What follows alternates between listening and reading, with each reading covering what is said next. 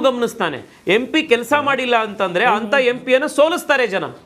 ಸಾಮಾನ್ಯ ಮತದಾರ ದೇಶದ ನಾಯಕತ್ವ ಯಾರಿರಬೇಕು ಅನ್ನೋದನ್ನು ಗಮನಿಸಿ ವೋಟ್ ಹಾಕ್ತಾರೆ. ದೇಶದ ನಾಯಕತ್ವ ನರೇಂದ್ರ ಮೋದಿ ಅನ್ನೋ ಒಬ್ಬ ವ್ಯಕ್ತಿ ಕೈಲಿ ಇರಬೇಕು ಅಂತ ಜನಕ್ಕೆ ಗೊತ್ತಿದೆ. ನಾವು ನಮ್ಮ ಕಾನ್ಸ್ಟಿಟ್ಯೂಯೆನ್ಸಿಯಲ್ಲಿ BJP ವೋಟ್ ಹಾಕಿದ್ರೆ ನರೇಂದ್ರ ಮೋದಿ ಪ್ರಧಾನಮಂತ್ರಿ ಆಗ್ತಾರೆ ಅನ್ನೋ ಕ್ಲಾರಿಟಿ ಇದೆ ಜನಕ್ಕೆ.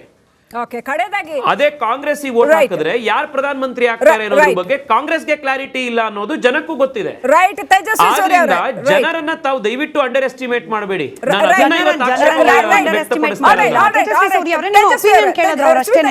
ನಿಮ್ಮ ಒಪಿನಿಯನ್ ಕೇಳಿದ್ರು. ಪಾರ್ಲಿಮೆಂಟರಿ ಡೆಮೋಕ್ರಸಿಯಲ್ಲಿ ಪ್ರತಿಯೊಬ್ಬ ಸಂಸದನ ಮುಖಕ್ಕೂ ಕೂಡ ಮೋದಿ ಅವರ ಮುಖವಾಡ ಹಾಕೋದು ಡೇಂಜರ್ ಅಲ್ವಾ ಅನ್ನೋ ಪ್ರಶ್ನೆ ಇತ್ತು. ಎಕ್ಸಿಟ್ ಪೋಲ್ ಬಗ್ಗೆ ಮಾತಾಡ್ದಾದ್ರೆ ಶ್ರೀಲಕ್ಷ್ಮಿ ಮಾತಾಡ್ತಿದ್ದು, ತೇಜಸ್ವಿ ಅವರೇ ಯಾರು ಮೇಡಮ್ ಒಂದ್ ನಿಮಿಷ, ಇಲ್ಲಿ 6 ಸೀಟ್ ಕಾಂಗ್ರೆಸ್ ಗೆಲ್ಲುತ್ತೆ ಅಂತ ಹೇಳಲಾಗ್ತಾ ಇದೆ. ಈ ಎಕ್ಸಿಟ್ ಇಲ್ಲಿ ಯಾರು ಮುಖವಾಡನೂ ಹಾಕಿಲ್ಲ. ನಿಮ್ಮ ಹತ್ರ ನಾಯಕತ್ವ ಇಲ್ಲ ಅನ್ನೋ ಕಾರಣಕ್ಕೆ ಇದು ಯಾವ್ದೋ ಹೊಸ ಥಿಯರಿ ತಗೊಂಡ್ ಬರೋ ಅವಶ್ಯಕತೆ ಇಲ್ಲ. ಕಾಂಗ್ರೆಸ್ನವರು ನಿಮ್ಮ ಹತ್ರ ಲೀಡರ್ ಇಲ್ಲ ಅನ್ನೋ ಕಾರಣಕ್ಕೆ ನರೇಂದ್ರ ಮೋದಿ ಲೀಡರ್ ಆಗಿ ಪ್ರೊಜೆಕ್ಟ್ ಮಾಡಬೇಡಿ ಅಂತಂದ್ರೆ ನೀವು ನಾಯಕತ್ವ ಇದೆ ಅದಕ್ಕೆ ನಾವು ತೋರಿಸ್ತಾ ಇದೀವಿ.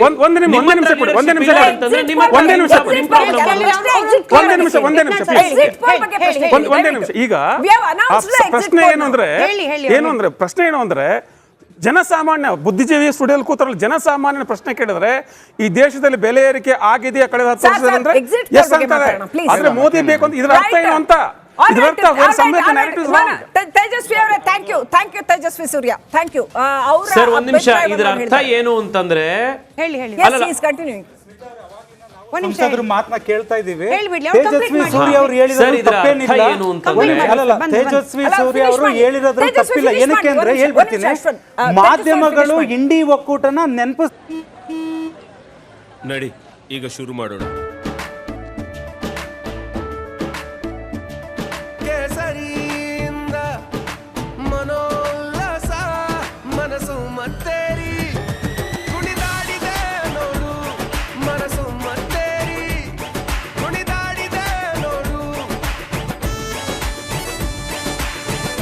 ಕ್ಷಣ ಕ್ಷಣವೂ ಆಚರಿಸಿ ಕೇಸರಿ ಹಬ್ಬ. ವಿಮಲ್ ಬಾಯಲ್ಲಿ ಹೇಳಿ ಕೇಸರಿ. ಅವರು ಧನ್ಯವಾದಗಳು ಹೇಳ್ಬೇಕು. ಇಂಡಿ ಒಕ್ಕೂಟದ ನಾಯಕತ್ವ ಇಲ್ಲ. ಯಾವುದೇ ರಾಜಕೀಯ ಪಕ್ಷಗಳಲ್ಲಿ ನಾಯಕ ಅಂತ ಇದ್ದಾಗಲೇ ಖುಷಿ ಪಡೋದು, ಜನಗಳು ಮತ ಹಾಕೋದು ಮೋದಿಗೆ ಅಂತ ತಪ್ಪಿಲ್ಲ. ಕರೆಕ್ಟಾಗಿ ಹೇಳ್ತಿದ್ದಾರೆ ಸಂಸದರು. ಅದ್ರ ತಪ್ಪು ಯಾವುದೇ ರೀತಿ ಇಲ್ಲ. ಈಗ ಇಂಡಿ ನಾಯಕ, ಇಂಡಿ ಒಕ್ಕೂಟದ ನಾಯಕ ಯಾರಂದ್ರೆ ಯಾರು ಹೇಳ್ತಾರೆ? Let him conclude please. Tejasvi ಅವರು ಕಂಪ್ಲೀಟ್ ಮಾಡಿ. ಕರೆಕ್ಟಾಗಿ ಹೇಳಿದ್ರೆ ಇಂಡಿ ಒಕ್ಕೂಟದ ನಾಯಕರು ಯಾರು? ರಾಜಕೀಯದಲ್ಲಿ ನಾಯಕ ಇರಬೇಕು.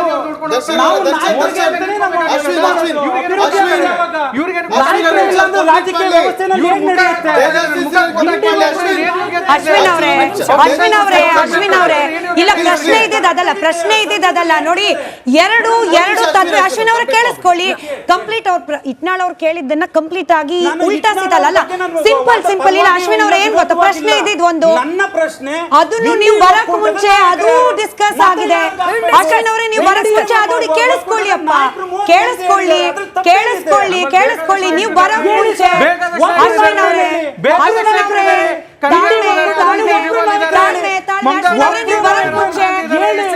ಒಬ್ಬೊಬ್ರು ಇಂಡಿ ಒಕ್ಕೂಟದಲ್ಲಿ ಮಾರ್ಚ್ ಅಲ್ಲಿ ಪ್ರಶ್ನೆ ಇದ್ದಿದ್ದು ಅಶ್ವಿನ್ ಅವರೇ ಒಬ್ರು ಪ್ರಧಾನಿ ಕೊಟ್ಟಿದ್ದಾರೆ ಅಂತ ಪಾರ್ಟಿ ಇಟ್ಕೊಂಡು ಕೂಡ ನೀವು ಕೇಳ್ತಿದ್ರಲ್ಲ ಮೋದಿ ಅಂತ. ನೀವು ದೇವೇಗೌಡರಿಗೆ ಅವಮಾನ ಮಾಡ್ತಿದ್ದೀರಾ. ಕಾರ್ಯಕರ್ತರಿಗೆ ನಾಯಕ ಬೇಕು ಸ್ವಾಮಿ. ಇಂಡಿ ಒಬ್ರೇನು 15 ಜನ ನಾಯಕರಿದ್ದಾರೆ. ಬೇಕಾದಷ್ಟು ನಾಯಕರಿದ್ದಾರೆ.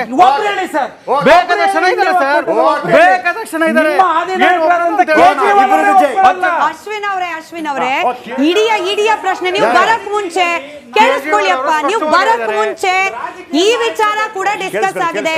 ಇಂಡಿ ಮೈತ್ರಿಕೂಟದಲ್ಲಿ ನಾಯಕತ್ವ ಹೇಗಿಲ್ವೋ ಕೇಳಿಸ್ಕೊಳ್ಳಿ. ಇಂಡಿ ಮೈತ್ರಿಕೂಟದಲ್ಲಿ ನಾಯಕತ್ವ ಅಂತ ಹೇಳಿ ಒಂದ್ ಹೆಸರು ಹೇಗೆ ಹೇಳಕ್ ಇಲ್ಲದೆ ಇರೋ ಸಿಚುಯೇಷನ್ ಡೇಂಜರಸ್ ಇದೆಯೋ ಅಷ್ಟೇ ಡೇಂಜರಸ್ ಕೇವಲ ಒಬ್ಬ ವ್ಯಕ್ತಿಯ ಹೆಸರು ಇಟ್ಕೊಂಡು ಇಡೀ ದೇಶದಲ್ಲಿ ಮತ ಕೇಳೋದು.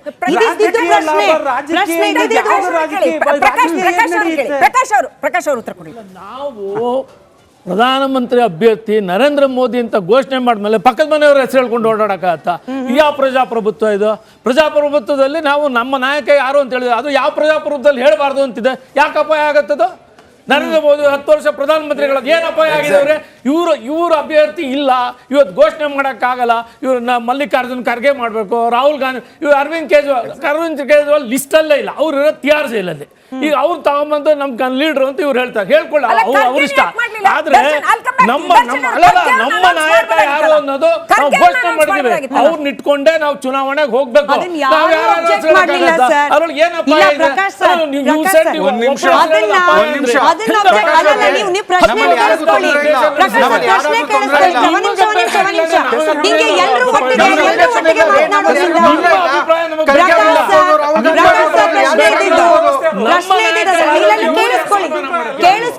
ಕೇಳಿಸ್ಕೊಳ್ಳಿ, ಕಿಚ್ಚೋದ್ರಿಂದ ಪ್ರಯೋಜನ ಇಲ್ಲ. We are just discussing the different opinions ಅಷ್ಟೇ. ಅವರ ಒಪಿನಿಯನ್ ಪ್ರಕಾರ, ಇಟ್ನಾಳ್ ಸರ್ ಒಪಿನಿಯನ್ ಪ್ರಕಾರ ಪ್ರತಿಯೊಬ್ಬ ಸಂಸದನೂ ಕೂಡ ಅಕೌಂಟಬಲ್ ಇರಬೇಕು. ಆತನ ರಿಪೋರ್ಟ್ ಕಾರ್ಡ್ ಮತ್ತೊಮ್ಮೆ ಮರು ಆಯ್ಕೆಗೆ ಬರೋದಾದ್ರೆ ಆತನ ರಿಪೋರ್ಟ್ ಕಾರ್ಡ್ ಕೂಡ ಚರ್ಚೆ ಆಗಬೇಕು. ಅದಾಗ್ಲಿಲ್ಲ, ಹೀಗಾಗೋದು ಡೇಂಜರ್ ಅಲ್ವಾ? It was a question.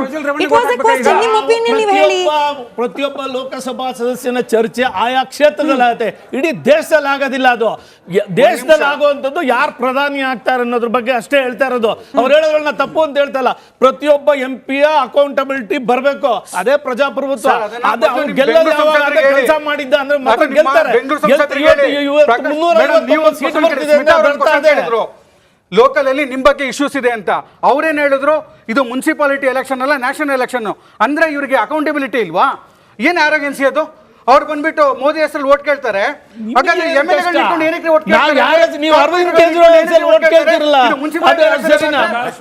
ಇದು ಫೆಡರಲ್ ಸಿಸ್ಟಮ್. ಇದು ನಿಮ್ಮ ರಾಷ್ಟ್ರೀಯ ನಾಯಕರುಗಳು ಒಂದ್ ನಿಮಿಷ ಸರ್, ಬಿಜೆಪಿ ಅವರು ಅವರ ನಾಯಕರನ್ನ ಎಲ್ಲಾದ್ರೂ ಬಳಸ್ಕೋತಾರೆ. ನಿಮ್ಗೇನು ಪ್ರಾಬ್ಲಮ್? ನಿಮ್ಗೇನು ಪ್ರಾಬ್ಲಮ್? ನಿಮ್ಮಲ್ಲಿ ನೋಡಿ ಸರ್ ಒಂದ್ ನಿಮಿಷ. ಗ್ರಾಮ ಪಂಚಾಯತ್ ಚುನಾವಣೆಗೆ ದೇವೇಗೌಡರು ಕೂಡ ಪ್ರಚಾರ ಮಾಡಿದ್ ನಾವು ನೋಡಿದ್ದೀವಿ ಒಂದು ಟೈಮ್. ನಾನು ಅದನ್ನ ಹೇಳ್ತಾ ಇಲ್ಲ. ನೀವು ನಿಮ್ಮ ನಾಯಕರಿಗೆ ಮಾಡ್ಲಿಕ್ಕೆ ಆಗ್ತಾ ಇಲ್ಲ ಅಂತ ಅಂದ್ಬಿಟ್ಟು ಅವರನ್ನ ಮಾಡಬೇಡ ಅಂತ ನೀವು ಯಾಕೆ ಹೇಳ್ತೀರಿ? ನೀವು ನರೇಂದ್ರ ಮೋದಿ ಇಲ್ಲಿಗೂ ಕರಿತೀರಿ, ಅವ್ರಿಗೆ ಕರಿತೀರಿ. ನೀವು ಯಾರು ಬೇಡ ಅಂದ್ರು ನಾಯಕರಾಗಿ ನೋಡಿ ಅವ್ರನ್ನ ದೇವ್ರ ಮಾಡಕ್ಕೆ ಹೋಗ್ಬೇಡಿ. ಬಿಜೆಪಿ ಅವರು ಇದಾರಲ್ಲ, ವ್ಯಕ್ತಿ ಪೂಜೆ ಮಾಡ್ತಾ ಇದ್ದಾರೆ, ಭಾರತದ ಪ್ರಜಾಪ್ರಭುತ್ವವನ್ನು ಹಾಳು ಮಾಡ್ತಾ ಇದ್ದಾರೆ. ಅವರು ಒಬ್ಬರು ನಾಯಕರನ್ನ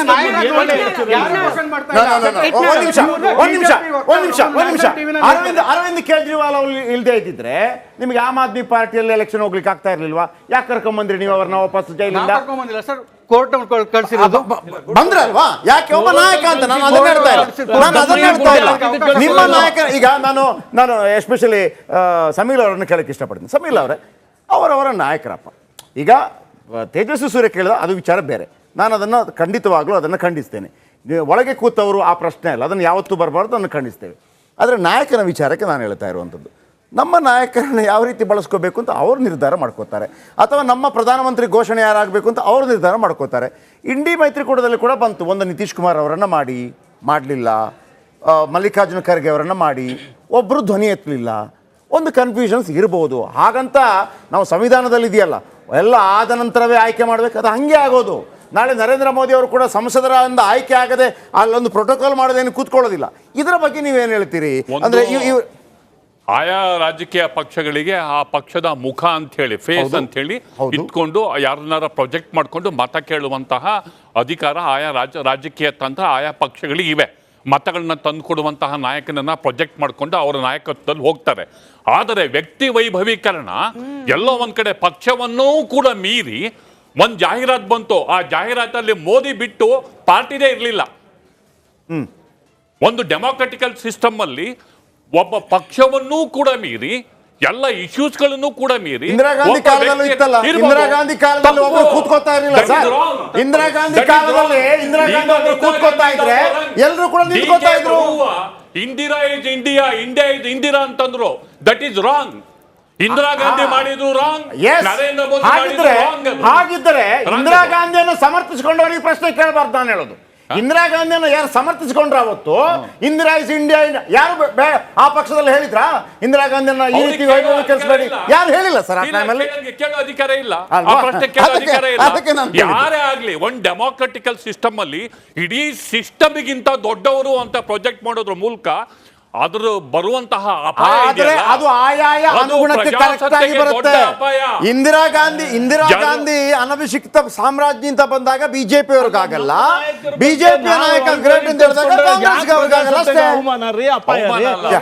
ಅಪಾಯ ಯಾಕೆ ಆಗತ್ತದು? ಏಕ ವ್ಯಕ್ತಿಯ ಅವಲಂಬನೆ ಇದೆಯಲ್ಲ, ಏಕ ವ್ಯಕ್ತಿಯ ಅವಲಂಬನೆ ಪ್ರೈಮ್ ಮಿನಿಸ್ಟರ್ ಇಲ್ಲ ಸರ್, ಇಲ್ಲ ಪ್ರಶ್ನೆ ನೋಡಿ. ಫಾರ್ ಎಕ್ಸಾಂಪಲ್ ಇಂಡಿ ಮೈತ್ರಿಕೂಟದಲ್ಲೂ ಕೂಡ ಒಬ್ಬ ವ್ಯಕ್ತಿಯನ್ನ ನೀವು ಒಪ್ಕೊಳ್ತೀರಿ ಪ್ರಕಾಶ್ ಅವರೇ, ನೀವು ಒಪ್ಕೊಳ್ತೀರಿ, ಕೇಳಿಸ್ಕೊಳ್ಳಿ, ಇದನ್ನ ಕೇಳಿಸ್ಕೊಳ್ಳಿ, ನೀವು ಒಪ್ಕೊಳ್ತೀರಿ.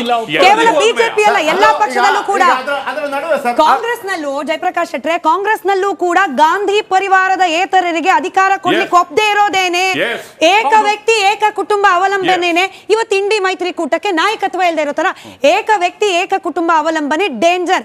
ಇಟ್ನಾಳ್ ಸರ್ ಅವ್ರು ಹೇಳ್ತಿರೋದು ಅದನ್ನೇ.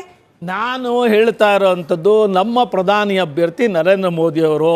ನಮ್ಮಲ್ಲಿ ಸಾಕಷ್ಟು ನಾಯಕರಿದ್ದಾರೆ, ರಾಜನಾಥ್ ಸಿಂಗ್ ಅವರು ಇದ್ದಾರೆ, ಅಮಿತ್ ಶಾ ಅವರು ಇದ್ದಾರೆ, ನಿತಿನ್ ಗಡ್ಕರಿ ಅವರು ಇದ್ದಾರೆ, ಇವರೆಲ್ಲರೂ ಕೂಡ ಪ್ರಚಾರ ಮಾಡಿದ್ದಾರೆ, ಯೋಗಿ ಆದಿತ್ಯನಾಥ್ ಪ್ರಚಾರ ಮಾಡಿದ್ದಾರೆ. ಅದೆಲ್ಲ ಶಕ್ತಿಗಳು ಸೇರಿ ದೇಶಾದ್ಯಂತ ಒಂದು ವಾತಾವರಣ ಬಿಲ್ಡಪ್ ಆಗಿದೆ. 10 ವರ್ಷದ ನಮ್ಮ ಸಾಧನೆ ನಮಗೆ ಮುಖ್ಯ.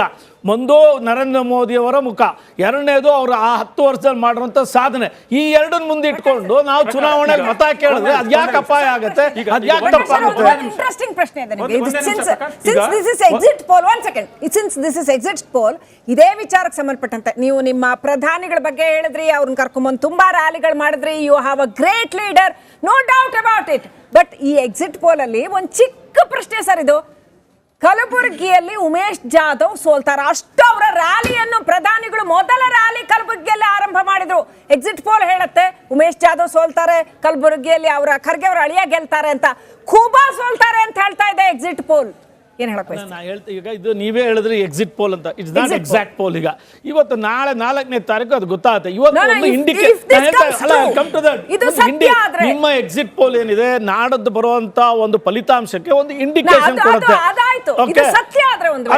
ಎಲೆಕ್ಷನ್ ಅಂದ್ಮೇಲೆ ಒಂದ್ ಸೋಲ್ತೀವಿ, ಒಂದ್ 4 ಗೆಲ್ತೀವಿ, ಹಾಗಂದ ತಕ್ಷಣ ಎಲ್ಲವೂ ಅದಕ್ಕೋಸ್ಕರ ಎಲ್ಲರೂ ಒಬ್ಬರ ತಲೆ ಕಟ್ಟಕ್ ಆಗೋದಿಲ್ಲ. ಅಲ್ಲಿ ಶುರು ಮಾಡಿದ್ದಾರೆ ಅಲ್ಲೇ ಗೆಲ್ಬೇಕು ಅಂತ. ಇಲ್ಲಿ ನಾವು ಅಸೆಂಬ್ಲಿ ಎಲೆಕ್ಷನ್ ಸಾಕಷ್ಟು ಪ್ರವಾಸ ಮಾಡೋದು, ಅನೇಕ ಪ್ರಚಾರ ಸಭೆಗಳನ್ನ ನರೇಂದ್ರ ಮೋದಿ ಅವರು ಮಾಡೋದು. ಆಗ ನಾವು ಗೆಲ್ಲಿಲ್ವಲ್ಲ, ಇಲ್ಲಿ 66 ಸೀಟ್ ಮಾತ್ರ ಗೆದ್ದಿದ್ದು ನಾವು. 28 ಬಿಜೆಪಿ ಗೆಲ್ಲುತ್ತೆ ಅಂದ್ರೆ ಒಪ್ಕೊಳ್ತಿದ್ರ? ಅಲ್ಲ ಪ್ರಕಾಶ್ ಸರ್, 28ಕ್ಕೆ 28 ಅಂತ ಎಕ್ಸಿಟ್ ಪೋಲ್ ನಂಬರ್ ಕೊಟ್ಟಿರೋ ಒಪ್ಕೊಳ್ತಿದ್ರಾಗ ಬಂದಾಗ ಖುಷಿ ಪಡ್ತೀವಿ. ಮಾನಸಿಕತೆ ಅದು ಮಾನಸಿಕತೆ ಪ್ರತಿಯೊಬ್ಬರದು ಕೂಡ. ತಮ್ಮ ಪರವಾಗಿ ಬಂದಾಗ ಖುಷಿ ಪಡ್ತೀವಿ. Kalaburagi Bidar exit poll result ಬಂದಾಗ ಏನ್ ಹೇಳ್ತಾರೆ, ಅದು ಲೋಕಲ್ ವಿಚಾರ, ಅಭ್ಯರ್ಥಿ ವಿಚಾರ ಹೇಳ್ತಾರೆ. ಗೆದ್ರೆ ಮೋದಿ ಗೆದ್ರು. ಇವರ ರಾಷ್ಟ್ರೀಯ ನಾಯಕರುಗಳು ಚುನಾವಣಾ ಕಾಲದಲ್ಲಿ ಹೇಳ್ತಾರೆ 543 ಕ್ಷೇತ್ರದಲ್ಲಿ ಮೋದಿ ನಿಂತಿದ್ದಾರೆ, ಮೋದಿಗೆ ಓಟು ಹಾಕಿ ಅಂತ. ಇದು ಪ್ರಜಾಪ್ರಭುತ್ವನಾ? ತಂತ್ರಗಾರಿಕೆ. ನಾನು ಯಾಕೆ ಚುನಾವಣಾ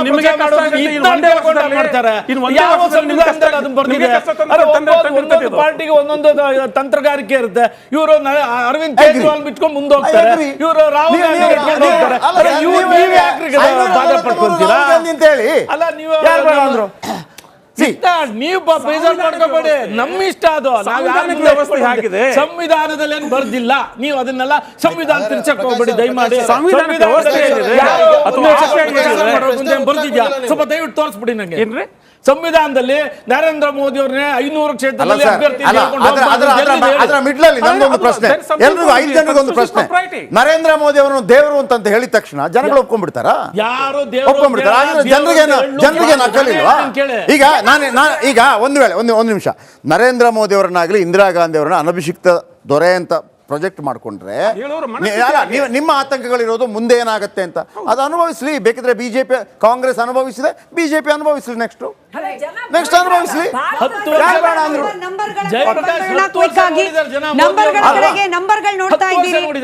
ನಂಬರ್ಗಳು ನೋಡ್ತಾ ಇದ್ದೀರಿ. ಕರ್ನಾಟಕದ್ದು ಎಕ್ಸಿಟ್ ಪೋಲ್ ನ ಪ್ರಕಾರ, ಒಂದು ಸಮೀಕ್ಷೆಯ ಪ್ರಕಾರ 18ರಿಂದ 20, ಮತ್ತೊಂದರ ಪ್ರಕಾರ 22 ಬಿಜೆಪಿ ಹಾಗೆ ಜೆಡಿಎಸ್ ಸೇರಿ. ಅಶ್ವಿನ್ ಅವರು ಬಹಳ ದಿನಗಳಾಗಿತ್ತು ನೀವು ಪ್ಯಾನಲ್ ಬಂದು, ಆ ವಿಚಾರ ಕೆಣಕಕ್ಕೆ ಹೋಗೋದಿಲ್ಲ. ಬಟ್ ಮೈತ್ರಿ ಆಗಿದ್ದು ಬಿಜೆಪಿ ಜೊತೆಯಲ್ಲಿ JDSಗೆ ಅಡ್ವಾಂಟೇಜ್ ಆಗ್ತಿದ್ಯಾ? ನಾನು ಬಿಜೆಪಿಗೆ ಅಡ್ವಾಂಟೇಜ್ ಆಗ್ತಿದ್ಯಾ ಇಲ್ವಾ ಕೇಳಕ್ ಹೋಗಲ್ಲ, ನಿಮಗೆ ಅಡ್ವಾಂಟೇಜ್ ಆಗ್ತಾ ಇದೆಯಾ ಈ ನಂಬರ್ಗಳನ್ನ ನೋಡಿದಾಗ?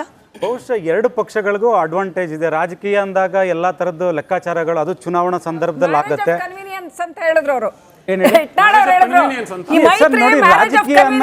ರಾಜಕೀಯ ಅನ್ನೋದೇ ಆ ವ್ಯವಸ್ಥೆನಲ್ಲಿ ಇರುತ್ತೆ. ಅದು ಚುನಾವಣೆ ಸಂದರ್ಭದಲ್ಲಿ ಯಾವಾಗ ಏನ್ ಬೇಕಾದ್ರೂ ಆಗುತ್ತೆ.